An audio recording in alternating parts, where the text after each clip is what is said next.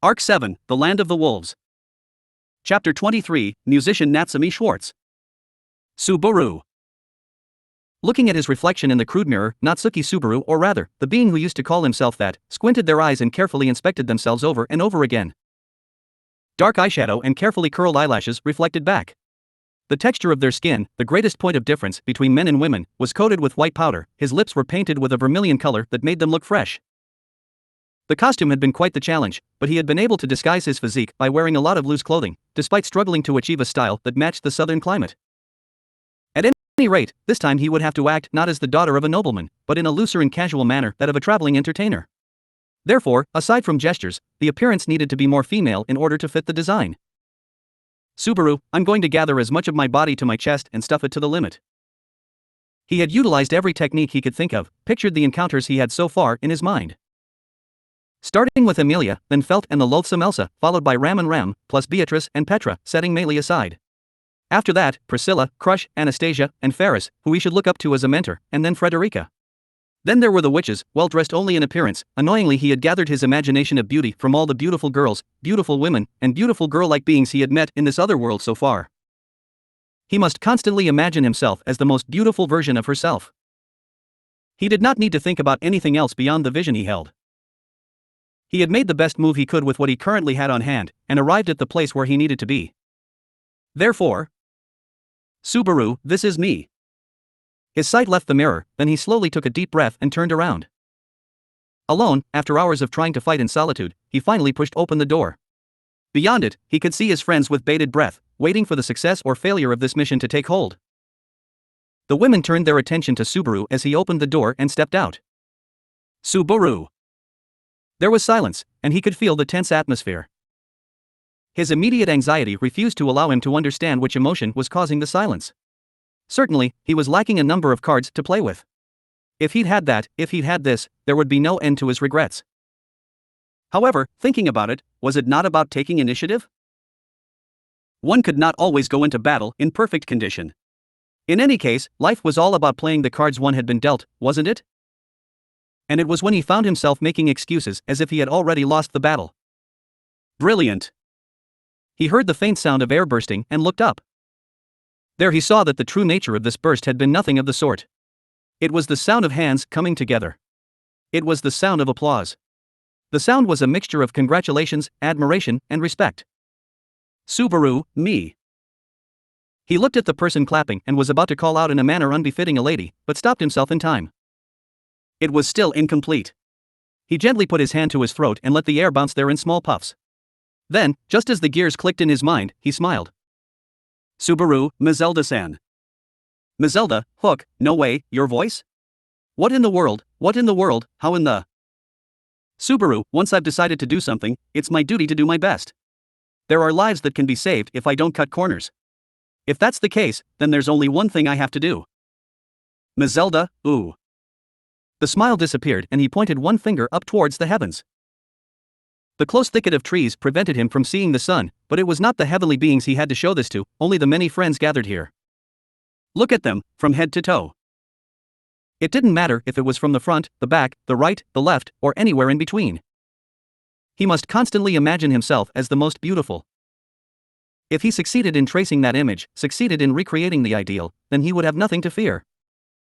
Here, with authority. Subaru, Natsumi Schwartz's advent. That's what Natsumi Schwartz heroically, or rather, declared like a lady. Mazelda, the woman who had stopped clapping in front of him, nodded deeply. She then lined up next to Natsumi, supporting his back with her hand. Mazelda, my world was too small. You were right, Subaru. No, Natsumi. Subaru, you understand now, don't you, Mazelda-san? Mazelda, it is frustrating, but I do understand now. Beauty can be made. Mazelda lowered the corners of her eyes and smiled gently, while Natsumi smiled back. The people of Shudrak that were gathered there also looked at each other as they witnessed the beautiful scene. Then, applause rained down, coming as a belated blessing. The applause continued to pour down, congratulating Natsumi on her unveiling. And then… What is this? The ones who couldn't quite get over it watched the scene with their cheeks contorted into a frown. Subaru, and so, Natsumi Schwartz was born. I was a bit confused, since the different makeup tools and all, but I managed to get this much done. Rem, are you kidding me? Subaru, After returning to the meeting place and setting up another assembly, Natsumi, or rather, Subaru's words were answered by Rem, her gaze gelid, her tone glaciated. Rem's chilly attitude did not change even after showing her the results. Subaru pointed to his face and said, Subaru, I need fake eyelashes after all. For the wig. I managed to borrow some black hair from the shadrack. Rem, I'm not talking about that. I think the makeup and wigs are well done. But you don't have to talk like a woman forever. Subaru, yes, but the state of mind is also important, isn't it? If I'm not careful on a regular basis, I never know where I might fall apart. Besides. Rem, besides?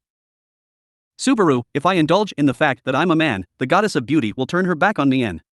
Ouch, ouch, ouch. Just as Subaru was about to speak seriously, Rem pulled his ear quite hard. He couldn't help but get teary-eyed as he quickly moved away. Subaru decided to slip close to Mazelda, who was watching the proceedings. Subaru, Mazelda Anasama, I'm afraid of Rem-san. Mazelda, don't cry, Natsumi. Strangely enough, you look so cute, even though I know you're Subaru. Tarita should learn from you. Tarita, sister. While her sister patted Subaru's head, Tarita rolled her eyes at Mazelda's ruthless comment. However, Tarita's face was much softer than it would normally be. That was because Subaru had rearranged the heavy makeup she usually wore, which could be called the war paint of the people of Shadrach, to make her look cuter. The Shadrach were best known for their bravery and strength, but this time they were required to be both glamorous and dangerous, with a magical and sensuous quality that could drive men crazy. Tarita and Kuna's makeup was fun to apply once they decided to focus their beauty regimen in that direction. Subaru, you have a much younger face than I expected, Tarita Anasama. Your makeup looks great, it's nice to show off your cuteness once in a while. Tarita, please don't tease me. First of all, I can't be as pretty as you. Subaru, well, your lack of confidence is also cute. Right, Mazelda Anasama? Mazelda, yes, dear. Mazelda's cheeks relaxed as Subaru leaned up to her and spoke softly. Tarita flinched at the sight of the two of them and turned over with a slight blush on her cheeks. Her brown skin made it hard to see her cheeks redden, but the makeup on her eyes and lips gave the impression of a slight blush, so it was easy to see the adorable change in her appearance. Rem, when are you going to stop fooling around? Rem shattered such a flowery scene with a single shout. Subaru and Tarita shrank as if hit by a gust of wind.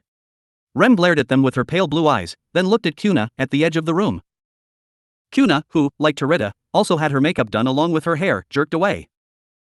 Kuna, what is it? For the record, I have nothing to do with this. Rem, Kuna-san, I'm counting on you. Looking at those two, I see you're the only one who's sane. Are you seriously going along with this plan? Kuna, I know I'm the only sane one, but... Kuna, who had her hair in twin tails, looked at Subaru and Tarita with an unmotivated look in her eyes. It was an unpleasant assessment, but Subaru could only wait to see what would happen. Her look told him that he was insane, and thus was different from Tarita, who was shaking in shock. Kuna let out a small exhale at the reaction of Subaru and the others. Kuna, the reason why he couldn't do the mission has disappeared, you understand that too, right, Rem? Natsumi. Subaru doesn't have a problem. Yeah, he's more of a woman than the chieftain. Rem, I think that's too rude to say about Mazelda-san. Kuna, I don't think it's a problem. What'll be a problem are our results over there. And just as Kuna was nearly done answering Rem's questions. It appears everyone is here. Kuna, oh, speaking of the devil.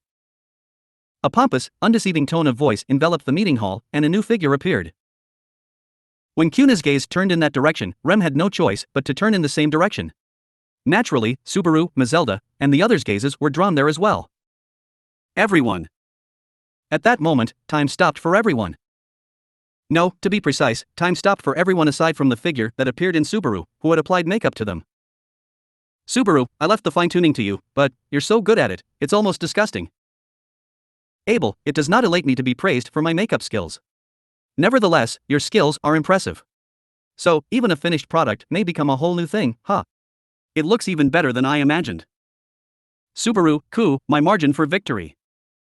As he said this, Subaru gently bit his pinky finger in frustration. Of course, there was no doubting his belief that beauty could be created.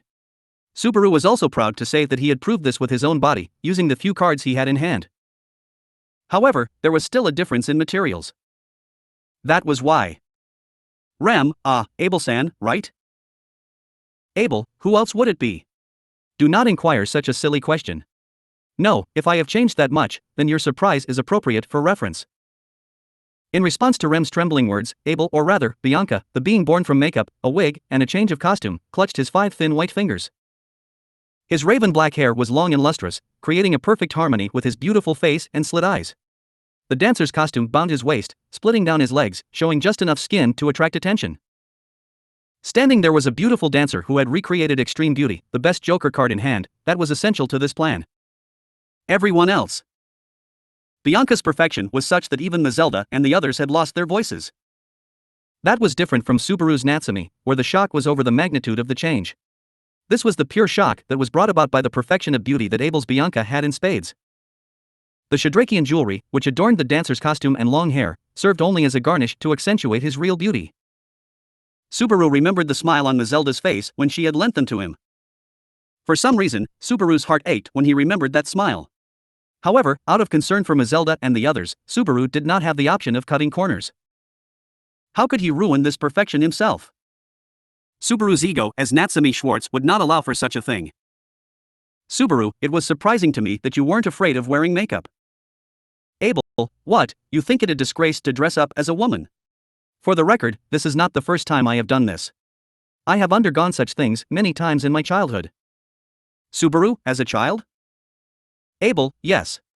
Considering my position, I would state it is a good idea to possess a wide range of ways to protect oneself. Subaru's lips curved at Abel's words, not Bianca's, a beautiful woman who crossed her arms adorably. Perhaps his past experiences were referring to the secret feuds he'd endured as a candidate to become the next emperor, before actually taking up the seat. In Wallachia, where the succession to the throne was apparently much more tumultuous than in Lagunica, it was easy to imagine the possibility of assassination being employed in the battle over who became the next emperor. In order to survive such a harsh life, he would have sometimes had to disguise his appearance and even gender. Abel's willingness to make sacrifices, including his own, seemed to have been shaped by his childhood, before he won the throne of the emperor. That was how it had come about, and now appeared in Abel's Bianca, now dressed as a woman. Subaru, still, it's kind of annoying that you're aware that you're beautiful. Abel, that is exactly what is ridiculous. How can someone be in a position where they must be capable of looking at their country from a broad perspective, and not be able to see themselves objectively? Though you seem to have subverted that objective assessment of yourself through your own skills, I have no need for those kinds of petty tricks. Subaru, hook. Abel, do you know why tigers are strong? Tigers are strong because they are strong. Subaru was struck by a concept that he had heard from Garfield as well. The theory that tigers were strong because they were tigers became attributed to the fact that Abel was beautiful because he was Abel. It was no longer the logic of violence. It was the same as saying that Reinhardt was strong because he was Reinhardt. In other words, it was a blunt view of the world. Subaru, well, anyway. Flora's thinking the same thing, isn't she? Flop, aren't you jumping to conclusions there, mister? Behind Abel followed an astonished Flop, now disguised as Flora. He was also dressed up, and had the type of beauty that Subaru knew would make a finished product more complete just by fully utilizing the potential of his resources. In fact, unlike Subaru and Abel, he'd had his originally long hair only slightly tweaked, so it could be said that he was the one who brought out the most charm from the materials. In fact, Subaru was confident that if they stood side by side, he wouldn't be greatly inferior. But Subaru, there is a difference in the amount of time and effort that is put in. Must be divine favoritism. Flop, I'm sorry to hear you lamenting this, but you look great, mister. You're no longer mister, you're sir. Subaru, I'm not satisfied with a compliment like that anymore. Flop, was that a compliment? I didn't know it was. Flop's frankness hadn't changed even though he was now Flora. Anyway, that was fine in his case. Although he would need some acting guidance to follow the plan's directions. In this situation, however, it was Abel who would be the most important. Subaru, Flora and I can play instruments. Therefore, your role is Abel, dancing, huh? I do not require being told, I have the plan in my mind. The importance of my role alike. Besides. Subaru, besides? Abel, I am not as excellent at dancing as my dead sister, but I am pretty close. His cheeks twisted, and even his triumphant, arrogant smile was beautiful. Abel's confident attitude was reassuring, and at the same time, it made Subaru's heart burn with anticipation. In fact, Abel had demonstrated his devilishness without regret as a complete Bianca. If Abel's self-awareness was correct, Subaru could have high hopes for the dancing as well. Subaru. Alright then. If you have that much confidence, show me how good you are. After all, you can't take back whatever you've spat out. Abel, whatever I spat out, huh? As in, when one is being spat down upon by the clouds, you mean? That is quite a roundabout way of saying it, but that is fine. I shall display it to you. Subaru. Abel, it is the least I can do, to reward you for offering this plan. Abel's arrogance did not diminish, even when dressed as a woman, as if he never doubted himself. Feeling both reassured and threatened by this, Subaru softly looked at Rem. Unfortunately, he couldn't let her accompany him for his plan. But still. Subaru, please pray for my safety. I'll do my best for you. Rem, yes. Subaru, it took you long enough to pray, didn't it? Subaru shouted at Rem's late reply, who looked sincerely mystified. Louis, beside Rem, pulled her head back in tightly as she heard this. It seemed that even she could not recognize Natsumi as Subaru.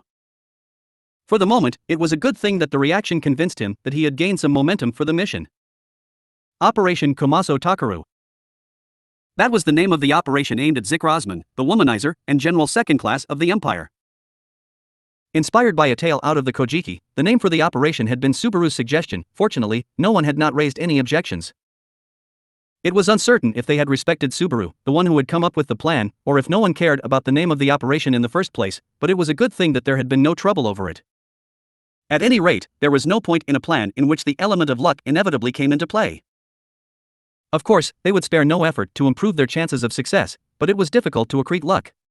However, it was not a bad thing to gain a favorable condition, even if it was a small one. Leaving the Budheim jungle, the group set course for Geril.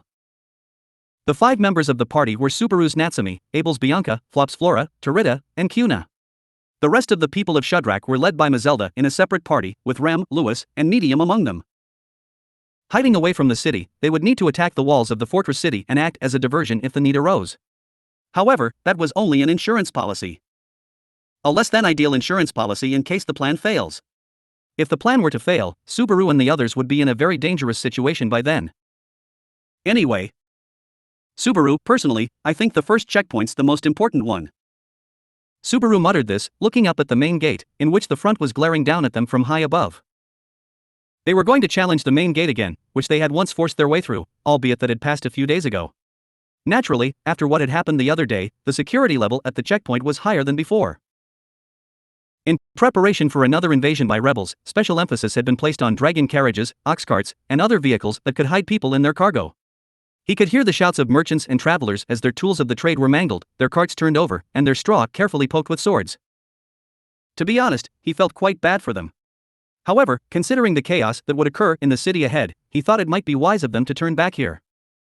Of course, there was no way he could give them that kind of advice, but... Next, what about you guys? A stern man's rough voice struck Subaru's eardrums as he pondered.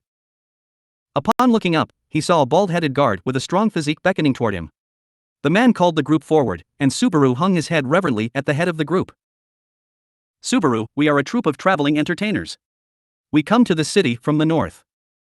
Guard, oh, traveling entertainers. Raising an eyebrow in curiosity, the guard also looked at the group behind Subaru. Flora, carrying a musical instrument on her back, waved. Tarita, carrying her luggage on her back, bowed. Kuna draped a parasol over the person next to her, whose face was covered by a veil, not allowing anyone to see her expression. The guard's admiration for this rather atmospheric group could be sensed. Subaru. On the other hand, while maintaining an amiable smile, Subaru's insides were tense. He was familiar with the guard. He was the one who had been in charge of the main gate when Subaru had first met Flop and Medium when entering Geril. In other words, he could not have been a better choice for the first obstacle. Guard, but coming from the north, that must have been tough. It's rumored that the Lady Incandescent's territory's bustling with activity over there. Flocks of flying dragons are flying around. Subaru, yes, that's true. That's why we couldn't stay there for too long. On the other hand, this is a city protected by such a magnificent wall, so I'm sure it's safe, right? Guard, that's... When Subaru flirted, with a faint smile on his face, the guard's expression grew uncomfortable. The reason for his reaction was probably that he too was aware that the Imperial soldiers, whose camp had been burned to the ground, had fled into the city. On top of that, the commotion caused by Subaru and his companions the other day had probably made the Imperial soldiers in the city more alert and the atmosphere tense. That must have been the reason for the guard's slurred speech. That being the case, there was no reason not to take advantage of it. Subaru, are you worried about something in this city, by any chance? Guard, yeah, kinda. It's something that's easy to find out even if you try to hide it. As a matter of fact, the Imperial army's stationed in this city right now, and they're having trouble with the tribes to the east. So? Subaru, oh dear. That must be suffocating for the people of the city. Guard, that's right. Apparently exasperated, the guard leaned forward at Subaru's words. Although it was hard to distinguish between the two when not in contact with each other, guards and soldiers basically had different positions. Guards in a city belonged to that city only. Soldiers, on the other hand, belonged to the country, in this case, the empire. Their chain of command was also fundamentally different. The guard in front of him was also a member of this city and had a duty to protect it. However, the current situation was that the Imperial army had taken over the city hall, and the guards were being ordered to do this and that. The guards had no reason to be used as a toy by the Imperial soldiers. Guard, in addition, they took over the city taverns by themselves, calling it night patrol. And since they don't pay well, it's not good for business. I can't handle it anymore. Subaru, oh dear, how terrible. My heart goes out to you. Between you and me, I've had my share of rough experiences with the arrogance of the Imperial soldiers. Guard, oh, really? A beautiful woman like you. After he threw in some agreeable reactions, the guard's response softened at once at Subaru's deep and loud approval. Actually, the man seemed to be quite friendly, so Subaru lowered his voice slightly, then said, yes, and turned his head to look away. Seeing that meaningful gesture, the guard said, oh, miss, before he became flustered. Guard, are you okay? If you don't want to talk, don't bother. Subaru, no, I'm fine. It's an old story.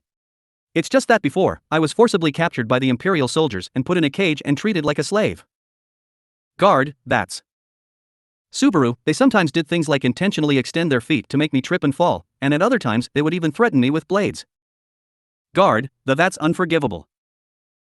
The guard clenched his fists in righteous indignation as Subaru tearfully recounted his past.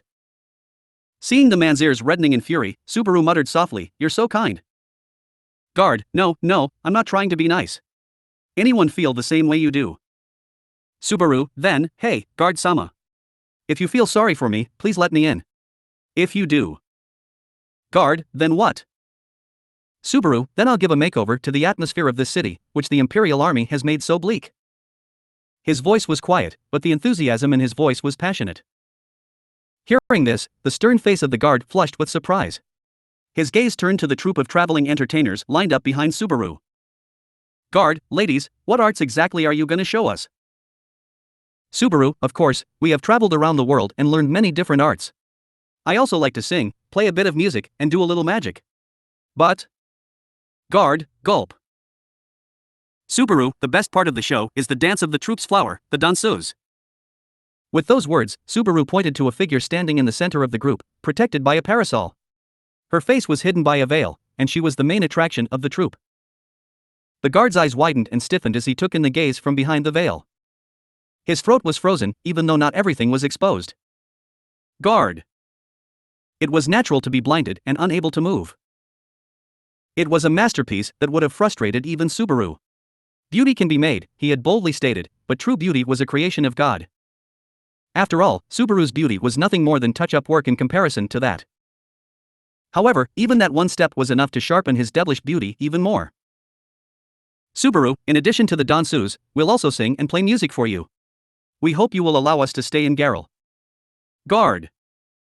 Subaru, guard-sama? Guard, that's right. I don't see anything suspicious among your possessions. The guard muttered to himself as he came back to his senses after being nipped in the shoulder with a little pinch. He then put his hand on his chest and looked around at the group, breathing softly to check the beating of his heart. And as much as possible, while consciously averting his gaze in order to not become mesmerized by that fiendish visage. Guard, you can come in. If you're gonna perform somewhere, it's better to stay away from the main gate. The main street in the middle of town's a good place to start. The city hall's too crowded with soldiers to be a viable candidate. Subaru, well, that's very kind of you. When will guard-sama be available? Guard, oh, me? My shift ends just before dinner at dusk, and then I'll go eat. Subaru, then please let me know where that restaurant is. I'm sure that if you bring some of your colleagues with you, we'll be able to thank them for their hospitality towards us. He gently leaned in and whispered so into the guard's ear. When the guard raised his eyes in surprise, Subaru smiled at him and moved away. Then turning to his troopmates, impatiently waiting at the checkpoint. Subaru, okay, here we go, folks. Let's clear the atmosphere in this city as a gift. With that, Subaru led the people who had stopped in their tracks and passed by the guard. With the guard holding his ears and looking on in amazement, Subaru and the others walked proudly and unhindered through the main gate into the city. Watching them go, the guard exhaled quietly. Guard, let's try to finish work as soon as possible for today. He blurted this out. Flop, well, that was a thing of beauty, sir. I'm beginning to think that maybe you have more talent as a merchant than I do. A few moments after passing through the main gate with his luggage, Flop aka Flora praised Subaru's behavior at the checkpoint with a twinkle in his eye.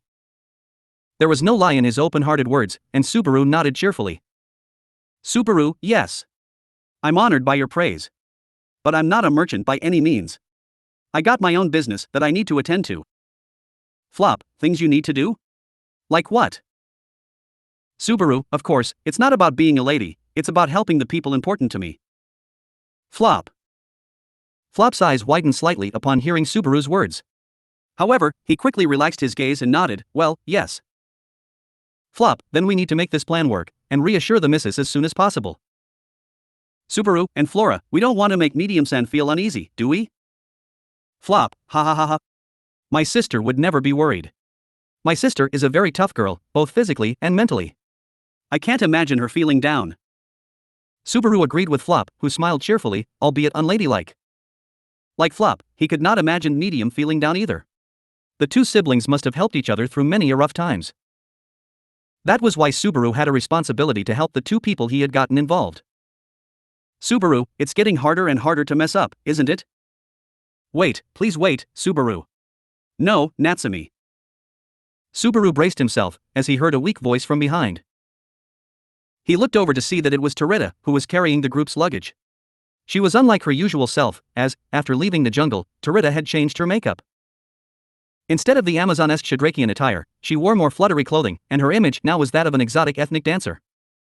Rather, it was less revealing than her usual attire, but as Terita glanced around, her cheeks dyed red with embarrassment. Terita, hey, isn't this kind of attention-grabbing? There's something weird about Kuna and I. Kuna, don't drag me into this, please. If you're talking about something strange, there's no one stranger than Natsumi. What the hell was that with that checkpoint just now? You're too good with men. By the side of the flustered Terita, Kuna touched Subaru with her usual low intensity. After those words from her, Subaru put his hand on his cheek with an oh my. Subaru, it's not the first time I've dealt with a gentleman. And don't worry, Terita-san. It's not that you or Kuna stand out. It's all of us who stand out. Because we're beautiful. Flop, because we're beautiful. Nodding profoundly, Flop and Subaru both agreed. In response, Terita looked incredulous as she voiced out a beautiful. Terita, if you're going to use words like that, then give them to my sister. Flop, what are you saying, Miss Terita? Your charm and your sister's are two very different things. First of all, by no means am I disregarding my admiration for Miss Mazelda when I pay my compliments to you. She's a different case, and you two are in entirely different categories. Terita, hook. In an instant, Flop took Terita's hand and said this with a radiant smile. Terita's eyes widened at the vigor of it, and her mouth slowly opened and then closed rapidly. As the blush on her cheeks grew, Subaru put his hand over his mouth and let out a my oh my. Kuna, give me a break. Terita's particularly attached to the chieftain, and has hardly ever left the forest. That's why she's not very tolerant. Subaru, well, she's smiling. But you're calm, right? Kuna, I've been sneaking out of the woods more often than not, and I've never had a great and fearsome sister. I have a younger sister who's quite a handful. In the back of Kuna's closed mind, the person was probably Holly. They were like sisters, like best friends, like parent and child. However, Terita's words could not be ignored.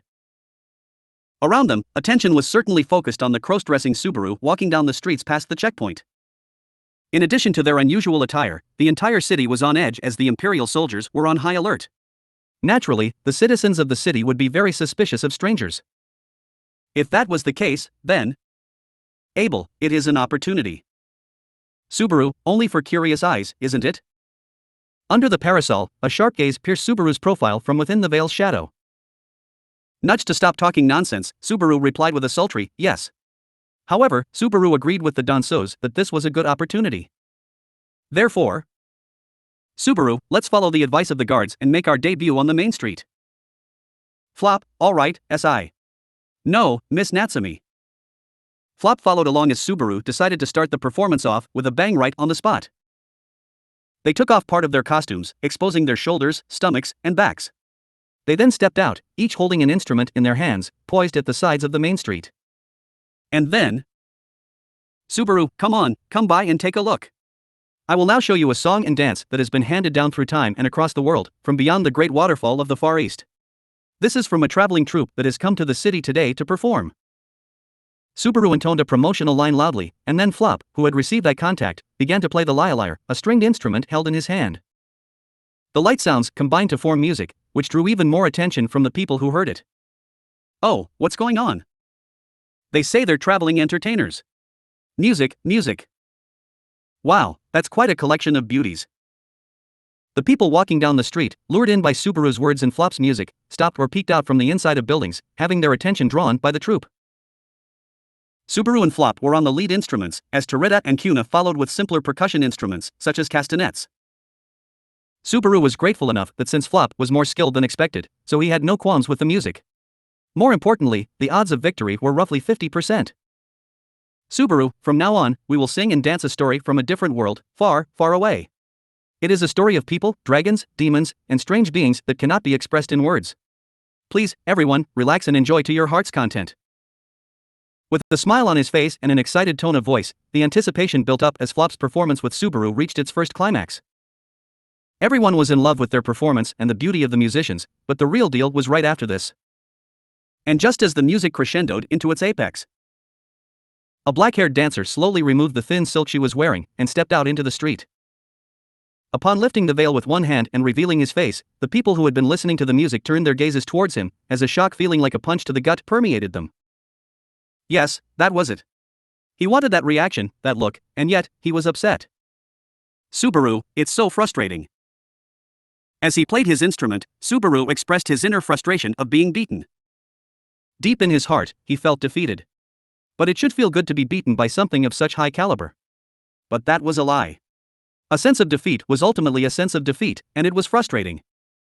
However, this calmness just before it all turned into a frenzy was the key to this plan. Then, to the fullest extent, they could charm the people of Geralt with this dance. Subaru, now, you're up, Bianca. Abel. After glancing at Subaru with a flushed look, Abel aka Bianca slowly raised his arm. One fluid movement, of merely raising an arm.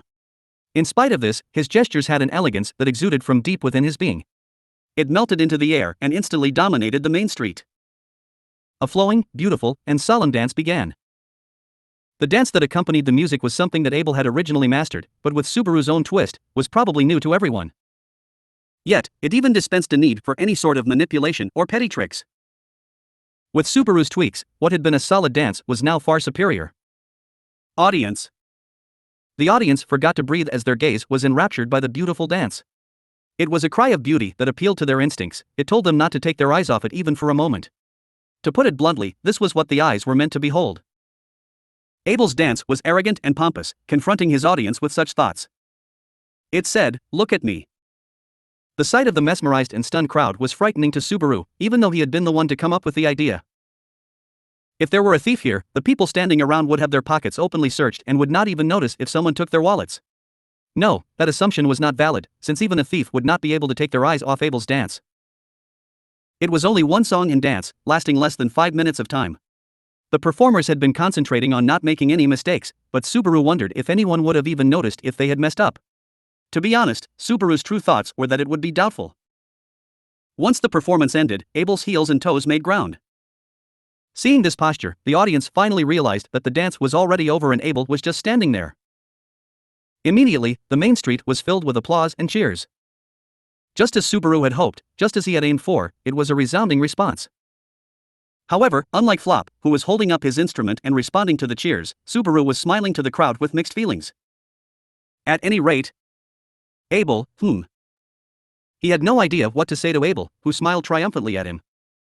The reputation of the troupe in the fortress city of Daryl had been determined by the great success of their first performance. A demonstration of sorts set on the principal avenue, but the response had been far greater than they had expected, and so the troupe's activities after that became much easier. However, Subaru, don't forget that we were only brought into the spotlight because of our novelty. Our performance is just a hasty effort. Our act now is merely a passing fancy. Flop, I see. In other words, we need to work on our skills steadily, don't we, mister? Subaru, yes. That's why we need to work tirelessly and be alert every day. Subaru clenched his fists firmly while Flop, who sat upright, nodded with a smile. In contrast to his loud voice, Flop was a very good listener and responded quickly. Admirably, Subaru's speech gained momentum thanks to Flop. Anyway, it was not Flop that Subaru really should be talking to. Subaru, you too. Don't let your guard down. Tarita, oh, now we got caught in the crossfire. Kuna, we did. When Subaru pointed at them, Tarita and Kuna immediately looked displeased. Inside the inn, the two of them had taken off the clothes they dressed up in and gone back to their Shadrakian style, which appeared almost like underwear. While working as members of the troupe, they were properly dressed, but as soon as they entered the secluded inn, they looked like this. Subaru, you're slacking too much. Tarita, I'm not saying we're not relaxing, but on the other hand, what about her? Subaru, what do you mean? Actually, what are you even talking about? You know, I find these conversations without a clear subject pretty annoying. Tarita, Natsumi, that's what. Why you would pretend to be something you're not, even when no one's looking, is beyond Kuna and I. Is it really necessary? Subaru, pretending to be something I'm not. Having no clue, Subaru replied questionably, and Tarita and the others were taken aback. Naturally, it's a joke, Subaru said, as he dispelled their surprise. Subaru, nevertheless, I can't accept that notion. You know why? The devil is in the details, as they say, and it's the seemingly useless details that bring about the reality of the situation. That's precisely why it's essential to Flop, not cut corners in places outside the public eye, is what you're saying. HHM, as expected, mister. No, Miss Natsumi. I'm learning a lot. Flop was truly a student worth teaching, as that was an answer worth 100 points. That said, in regards to the point that he couldn't correct himself from using boku as his first-person pronoun, no matter how much he tried, Kuna looked in protest at Subaru, but he passed it off with a smile. At that moment, Subaru and his troupe of traveling entertainers were staying at an inn in Garrel. It had already been 3 days since they had begun their infiltration, and in that time, they had performed a total of 10 times, receiving a more than adequate response. He had not been in need of money to begin with, as he had the proceeds from the sale of the Elgina's horn, but a good amount of money continued to come in for each show, so he thought it to be a really profitable venture. Subaru, I think it's time to move on to the next phase. Gently placing his finger on his chin, Subaru hoped for a change in their stagnant situation. In fact, their current situation was going so well that it was almost too good to be true. Every show was a great success, and the citizens, including the guards, displayed a lot of interest. This was due to the perfection of Bianca's dancing, as well as the conversational skills of Natsumi and Flora. Bianca's mysteriousness was also a selling point, and since she rarely appeared in public except to dance, Natsumi and the others naturally took over the role of gathering information. Initially, the plan had been for Subaru's Natsumi and Flop's Flora to take over the task, since Abel aka Bianca was unable to speak in a female voice. Subaru, strangely enough, no one's suspicious of Flora, right? She hasn't even changed her voice. Flop, I don't have any special skills like Miss Natsumi. But I've been traveling alone with my sister for a long time. Maybe I've picked up some of my sister's habits or something, and that could have given me this feminine-like aura. Subaru, so it's from medium. Flop happily proposed his new theory, but the medium that appeared in Subaru's brain was beautiful in appearance, and her ever-changing facial expressions were adorable and charming. However, the theory that her presence had an effect on Flora's current perfection was something that could be debated. Abel, you have a lot of time to waste, do you not? Subaru, HM. A cold, icy voice interrupted the conversation between Subaru and the others. It was Abel, the dancer of the troupe, who was sitting on a chair by the window without the wig on his head, that had finally decided to join the conversation. Abel had danced in various places as the star of the show day after day, and although he attempted not to show it, a slight hint of fatigue could be seen. Of course, he would never admit it, but spending time in Garrel placed a heavy burden on the body and mind. They were always keeping their guard up, being behind enemy lines. Subaru, as Natsumi, was also constantly reminding himself to not lose his calm demeanor. One never knew what tragedy would await them if they became discouraged behind enemy lines. At first, this strategy had been regarded as a joke by both Rem and Mazelda. However, Subaru had proposed the plan in a serious manner, and they had discussed it together to increase the chance for success. He was not so pessimistic as to give up and lament that the plan had failed. Therefore, Subaru, Bianca, why don't you get some rest? After all this time, I've never seen you sleep. Flop, I'm not sure what you're talking about, Miss Natsumi. It's impossible that, huh? Ha? Now that you mention it, I don't remember seeing Miss Bianca sleeping either. Flop tried to laugh at Subaru's point, but then went serious upon noticing how that rang true. Not paying attention to Flop, Abel snorted and ignored it. Abel's strong sense of caution was ongoing, and he did not lower his guard with Subaru and the others. Of course, Subaru understood that it was not easy for a man in his position to be able to open up to others. But the fact that he could not show any signs of relaxation, even to his comrades who were undertaking this life-threatening mission alongside him, was more than a little tiring. As usual, he would not even blink both eyes at the same time, despite the fact nobody here would do anything were he to close both of them. Subaru, that way of life is tiring, isn't it? Abel, are you really the one telling me this? Abel frowned back at Subaru, the latter conveying his honest thoughts. Hearing this, Subaru was unable to comprehend it all. It was true that Abel's way of life was definitely suffocating, and Subaru's was not. Abel, it is especially pathetic that you are not aware of it, but I forgive you.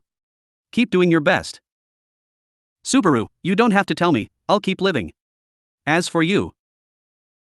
Abel, closing both eyes signifies surrendering the right to life and death to the other. I do not take myself lightly enough to allow that to happen, even for a moment.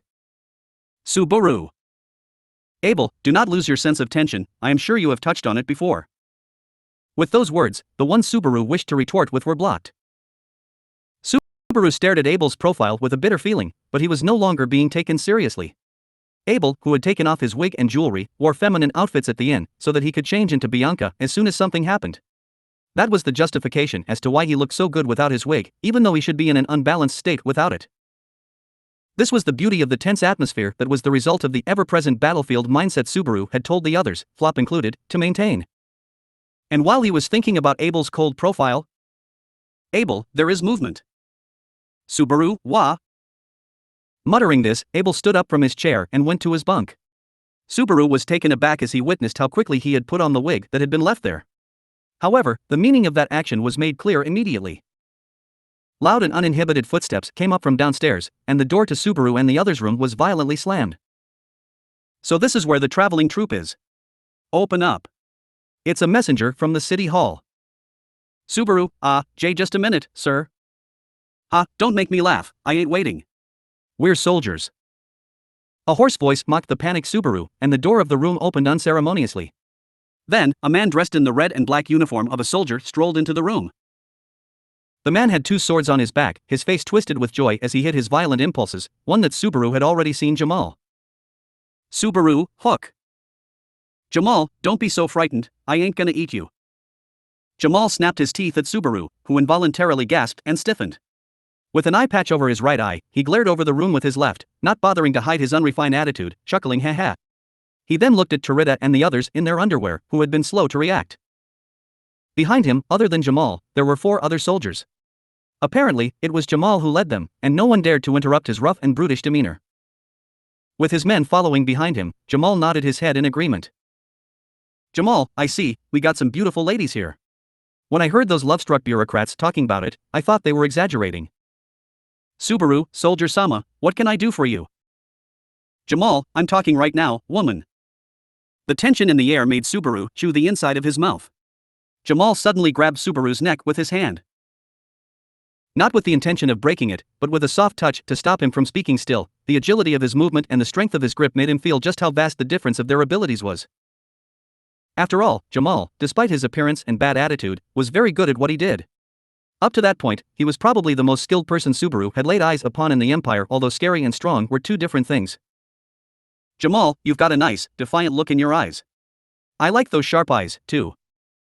Subaru, I'm flattered by your compliments. Cool. Jamal, I also like the fact you don't talk too much.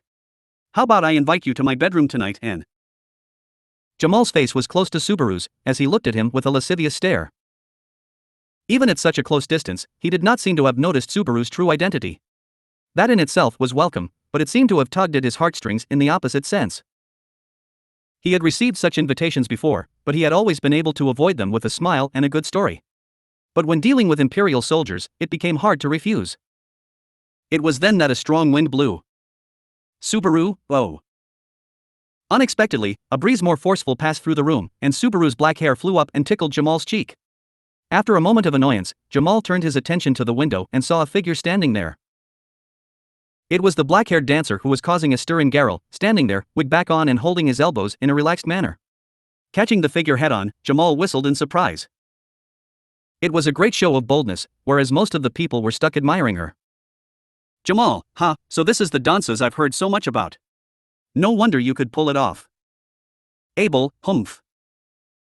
After Jamal released Subaru with a breath of surprise and admiration, he quickly approached Abel. He then grabbed him and made the dances face him. Even though he was unaware, he was holding the Emperor's precious face in his grasp, giving him a crude smile. Subaru thought that was exactly what someone had meant when saying ignorance was bliss. Abel. Jamal, you're a thick-skinned woman, unlike that one. But that's also okay. Abel squared his jaw and quietly stared at his opponent. While Subaru was on edge, Jamal sniffed as he engaged in the Empire's utmost level of disrespect.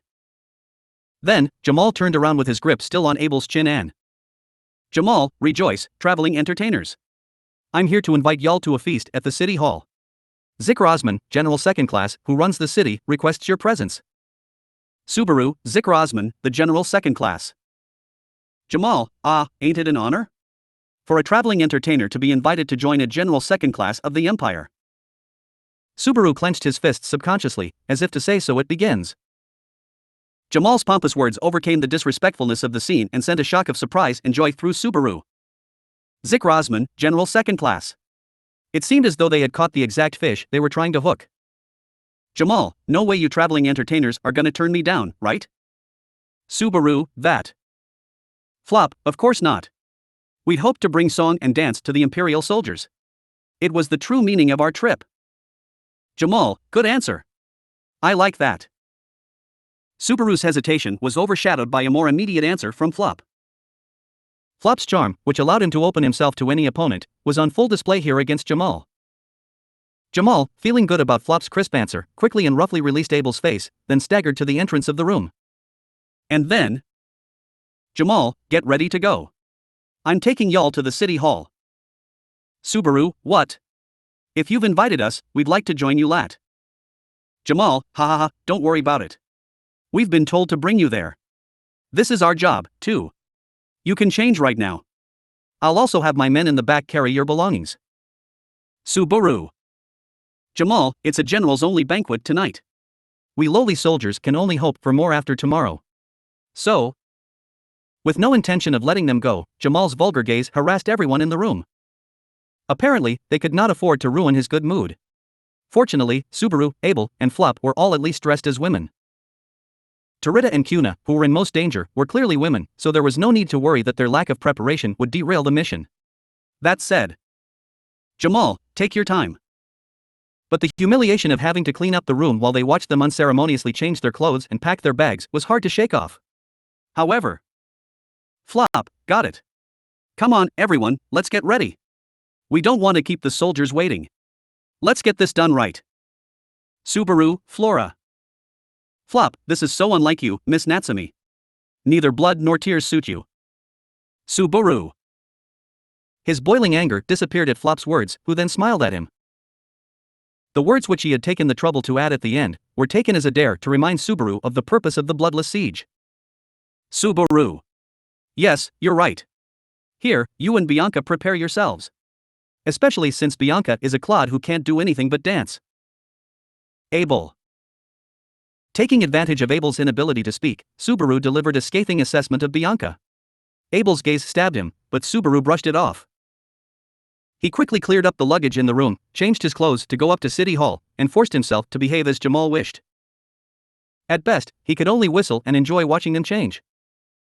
Subaru was sure the biggest shock and regret of Jamal's life would be waiting for him at the time the operation went according to plan. That was the reason why. Flop, no. I don't think you have to go so far as to need to shake your butt, Miss Natsumi. Even to the untrained eye, there was nothing in the City Hall that looked like military equipment. Since the building was used for the management of the city during peacetime, it was only natural that no military equipment was prepared here. Even so, there were currently more than 300 Imperial soldiers in the city, and more than 500 if the guards were included, so the defensive power was sufficient. More importantly, Subaru, we've succeeded in sneaking into their bosom, but... Inside the building, Subaru chuckled as he took a look at the map in his mind. Operation Kumaso Takaru was progressing unexpectedly smoothly. He hoped that if the beautiful traveling entertainers became the topic of conversation in the city, the general known as the womanizer would take an interest in them and ultimately invite them to a banquet which would allow Subaru and the others to seize their target. By being invited directly to the city hall, Subaru could see an opportunity to realize their plan. At the same time, however, another problem surfaced. Subaru, we're going to have to carry out the operation tonight. There was no time to tell this to Mazelda and the others in the second squad. Jamal, who had come to pick up Subaru and the others at the inn, had not allowed them to make contact with the outside world, not out of caution, but because of his perverseness. There was no mistake that Jamal was a troublesome person, as he had bad intuition, yet compensated with good skills. Even inside the city hall, Subaru and his team's activities were restricted, and since they could not take separate actions for any reason during the course of the meeting, they had yet to inform the other team of tonight's plans. Therefore, Subaru, we need to contact the outside world from inside the city hall.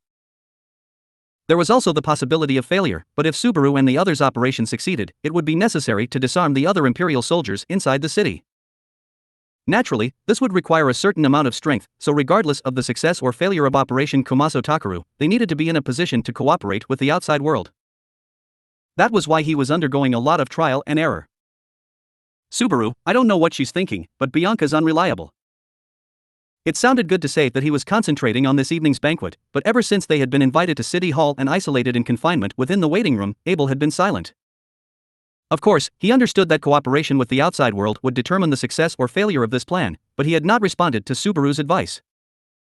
Flop was also extremely supportive, and to be honest, he had been a great help, but he did not pose as an appropriate person to discuss the plan to bring down the City Hall with. First of all, Subaru did not want to do something that would cause him any more trouble. In other words, Subaru, I have to do something about it. Clenching his fists, Subaru fired himself up in the bathroom he was led to. Subaru and the others had been ordered not to leave the waiting room, but as expected, they would never forbid them from going to the bathroom. Nevertheless, they could not act recklessly, as the city hall would immediately be flooded with Imperial soldiers if they showed any suspicious behavior. Subaru glanced at the windows, but unfortunately could not even try to go outside, as they had been fitted with iron bars, and because the waiting room itself was located on the third floor of the building. He did not think the soldiers were particularly wary of Subaru and the others. However, the idea of leaving them completely unguarded was out of the question. That may be the manifestation of imperialism. In the worst-case scenario, the idea of reconsidering the decision to go ahead with the operation tonight at the banquet came to Subaru's mind. Subaru, even if we could miss the banquet, we wouldn't be able to avoid the invitation afterwards. They were a troupe of traveling entertainers with beautiful women. In the first place, when it came to bringing down the so-called womanizer, it was easy to imagine that the goal was dancing, performing arts, and the nightly fun that lay ahead. Even if he could avoid the advances of the citizens, it would be difficult for him to refuse the advances of an Imperial soldier, and a general at that. And there was nothing he could do if they took him to the bedroom. After all, this was still just cross-dressing, and there was no universal guide to what to do from there on out. Subaru, I mean, if that happens, it's game over with a bad ending. So, he needed to settle things tonight at all costs. Besides, even if by some miracle they were able to avoid tonight's invitation, if Jamal's words were true, there would be a banquet tomorrow that would be attended by ordinary soldiers, rather than the generals. Common soldiers that would, of course, include the one Subaru wanted to meet the least. Subaru. To be honest, when Jamal had come into the inn, Subaru thought his heart would stop. He was relieved that he had not recognized Natsumi as Subaru, but that didn't erase all of the danger. There was still a chance that he could have been killed by that arrow. Subaru, I don't want to call that too high a hope, do I? It was a difficult state of mind to be in. He did not want to see him again, yet he also did not want him to be dead. It was complicated. Even Subaru knew that there was evil in this world that could not be allowed to live.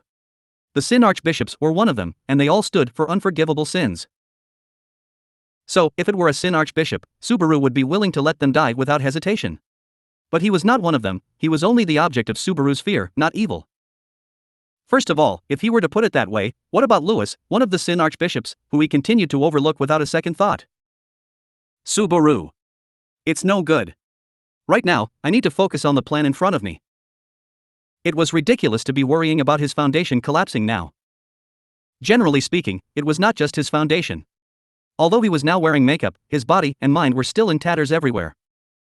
Subaru was good at making use of what little he held in hand, and that was what made him special. Subaru, I can't stay here much longer, can I? After a thorough search of the bathroom, he concluded that, unfortunately, there was nothing there that could be used. He needed to think about other methods of contacting the outside world. There was also the guard waiting in front of the bathroom, the watchman who kept them from wandering around inside the city hall, and besides, Subaru really didn't want to be suspicious. They may have to rethink the plan. If the situation became more pressing, Abel might understand this viewpoint. Subaru, I'm sorry to keep you waiting. I've been a little nervous. Guard, oh, don't worry. I just found someone to talk to. Subaru, someone to talk to? As Subaru quietly walked out of the bathroom, the soldier on guard duty who had been waiting for him responded. He seemed to be talking to someone who was passing by, who, with a twitch of their chin, looked over and said, "Oh, so you're the dancer invited as this evening's entertainment." Subaru's heart froze as he saw a face there that he definitely did not want to see. Subaru, cool. What's the matter? You look so startled. Oh, come on, I'm not going to eat you. Seeing Subaru's throat tremble, the other person laughed and cracked a joke. It was a quip that he had heard from Jamal at the inn only a short time ago. But unlike Jamal, who had delivered it because of his dirty mind, he couldn't brush it off this time. He wanted to ask if he really did not want to eat him. Guard, what, did you do something, Todd? Todd, me? Don't be ridiculous, there's nothing I can do. My wounds are so severe that I've been bedridden for quite a bit. I'm barely able to walk around. Guard, that's true, too. So it's like she hated your face physiologically? Todd, that's rather hurtful. The man scratching his head and having a friendly conversation with the soldier on guard. Todd. The object of fear that made Natsuki Subaru most wary, and the one that made him question the morality of killing those outside of the Sin archbishops. That was the nightmare personified that was chatting in front of him. Subaru, He needed to say something, Subaru thought, his brain revolving at high speed. Silence was not good. He must not give even a hint of suspicion. Todd would find out and use it as an excuse to attack. He did not need evidence or proof. If he had a suspicion, he would try to crush it. Therefore, Todd, hey, seriously, what's wrong with you? Wait, have we already? Subaru, I'm sorry, it's just that. Todd, it's just that? The same words were repeated quietly, but his heart felt like it was going to flip over. He wanted to end the conversation by saying he just didn't feel well. But just before he said it, he wondered if it was really okay. Illness was a common excuse, but it would be a lie. He felt like Todd could see through a lie. If Subaru tried to use his knowledge gained from Return by Death, Todd would understand his intentions and thrust a knife into him. Lies would be found out. Definitely. Lies must be avoided. He was not just feeling bad, Subaru was having a hard time breathing right now. Subaru, I'm a little, scared. Todd, scared? Of me? Subaru, not just you. I hate to say this, but I was brought here a little too forcefully. He averted his gaze and tried not to look Todd in the eye. Each and every movement caused doubt to swirl in Subaru's mind as he tried to ascertain if he had succeeded or failed. He felt like if he were to be looked in the eye, his lie would be found. He felt like if he lied, they would see through him. He was not lying. He was definitely afraid of Todd. There was no twisting that fact. Hearing Subaru's desperate answer, Todd closed one eye. Todd, when she says they were forced to be brought here, who was it that took them? Guard, I believe it was Private First Class Aurelie. Todd, oh, Jamal. That makes sense, then. Well, sorry if he scared you. Subaru, Todd, who was convinced by the exchange with the guard, said so and apologized to Subaru. When Subaru peeled his eyes away at his unexpected attitude, Todd scratched his cheek with his fingers. Todd, I wouldn't say he's a bad guy. Jamal's got a bad mouth and personality, and he's not very smart. But he's not a bad guy. He's just being himself. Subaru, ha. Todd, if you could, would you please be open-minded and forgive him? It looks like he's going to be my brother-in-law. His angelic sister, who looks nothing like him at all, is my fiancée. Subaru was puzzled by Todd's words that came with a wry smile. From the looks of it, Todd did not seem to be distrustful of Subaru's words or actions. Rather, he seemed to be sympathetic and concerned about Subaru's involvement with Jamal. Here, Subaru was unable to hide his astonishment at the skill he had mastered for the art of cross-dressing and the fact that he had been saved by Jamal, who was usually crude and problematic. His days of pursuing beauty, having thought they were for nothing, had not been in vain. Even the sexual harassment he had received from Jamal proved itself useful. "Oh. Hey, Todd, what the hell are you doing out here?" While Subaru was thinking about it, a shout of anger echoed through the corridor. It was Jamal, raising his voice and making rough footsteps. Upon noticing Jamal's approach, Todd put his hand on his forehead. "Todd, oops. You found me." "Jamal, I didn't find you. The guy with a hole in his stomach should rest. You thought you can't trust what you don't see with your eyes, didn't you?" "Todd, no, I trust you. I trust you. You're surprisingly diligent and you do your job well. But even if they work diligently, screw-ups are always gonna be screw-ups, right?" "Jamal, that's what I mean when I say you only trust your eyes." Jamal clicked his tongue at Todd's reply, who raised his hands and shrugged his shoulders. But when Jamal, who was approaching with a snort, noticed Subaru beside Todd, his expression changed from anger to a smile. "Jamal, oh, you're that sideshow girl, aren't you? You're the one I like the most out of all of them. Hey, if you don't get invited tonight." Todd, yes, enough. Jamal, with a fond look in his eyes, reached out and tried to grab Subaru's shoulder. However, of all people, it was Todd who stopped Jamal's hand. Todd grabbed Jamal's wrist and gave him another enough as his cheeks contorted. "Todd, you're scaring her with your attitude." This girl who I'd never met before got scared all of a sudden, and that stung. "Jamal, I didn't do anything at all. I don't know why you're interrupting me in the first place." "No way, you, with that woman." "Todd, don't joke about it, Jamal.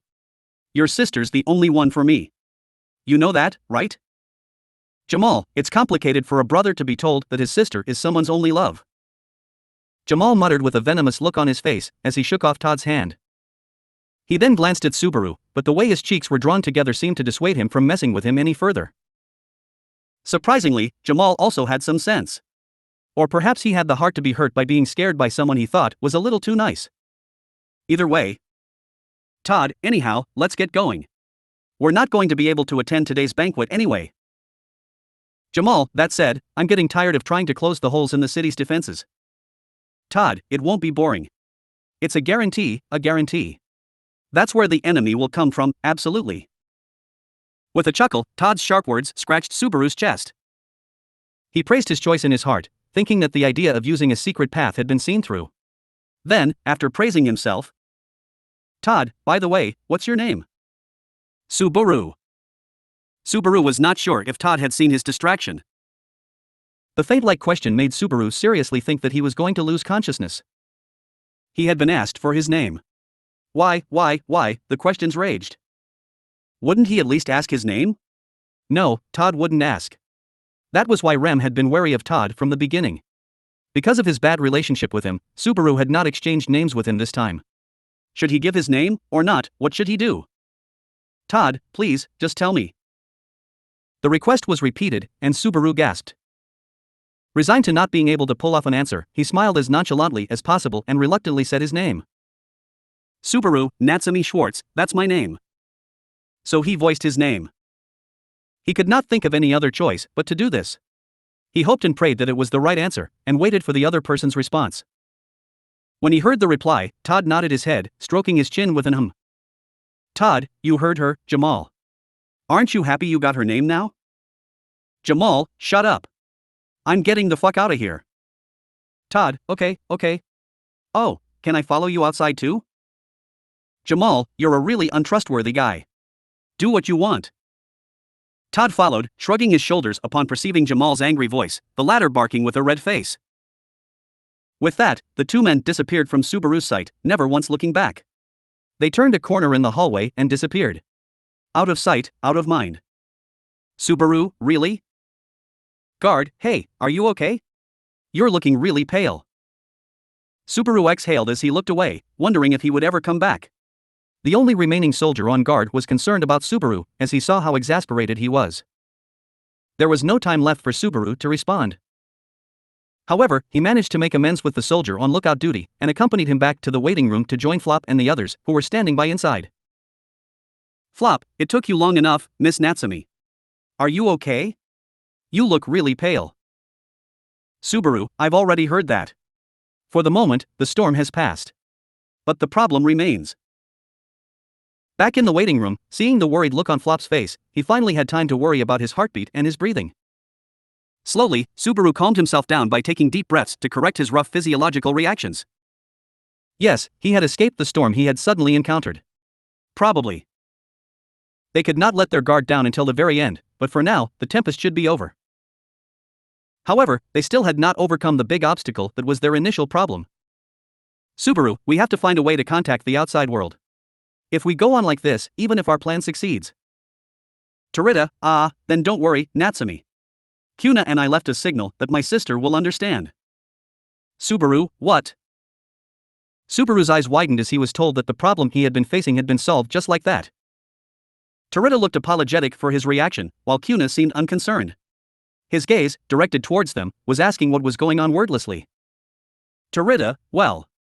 Natsumi will be the bait, and I will signal the others, so get your job done. That's what Bianca said.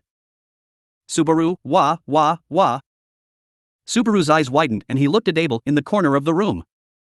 Then, noticing his leer, Abel narrowed his eyes, shook his head loosely, and declared.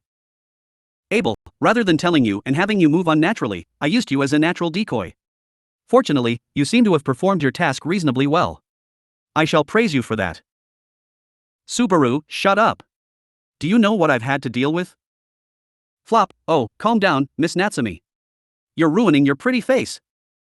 Subaru, shut up. He was about to get mad at Abel's attitude, but Flop stopped him from behind. He really wanted to punch that arrogant demonic face, but Subaru had no choice but to remain calm. As this strategy would not be possible without that face. It was unbelievably terrible that he would use his own face as a hostage. Subaru, I'm definitely going to hit you when it's over. Abel, if you have so much time to think about what you shall do after its terminus, then I am sure you shall be able to perform without fault. Subaru, Flora. We're going to rehearse until it's time. Flop, okay. Subaru gritted his teeth in anger, as if saying you are the very epitome of always having a comeback for everything I say. Whatever the case, if they had made contact with the outside world, all they had to do was wait for the time in question. At most, yes, at most. Subaru, it'll be awful if the plan doesn't work. He muttered in defeat, but Subaru had been convinced over the course of the past few days that it would definitely work. It was really frustrating, because it seemed as though there was nothing that would not fall in love with this arrogant danseuse, except perhaps a Sin Archbishop. End of chapters 23, Musician Natsumi Schwartz.